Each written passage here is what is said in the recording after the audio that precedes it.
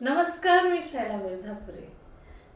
पती पत्नी आणि बाळ एकदा बाहेर फिरायला गेलं आणि त्यावरून एक कविता सुचली आणि म्हणूनच कविता सादर करते आहे. ती झाडी ती डोंगर तिला काही माहिती नसतं. ती झाडी ती डोंगर तिला काही माहिती नसतं.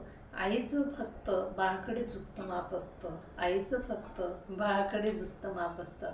त्या लाटा त्या वाटा तिला कुणावत नसतं. त्या लाटा त्या वाटा तिला कुणावत नसतं. आईचं फक्त बाळाकडे झुकतं माप असतं. आईचं फक्त बाळाकडे झुकतं माप असतं.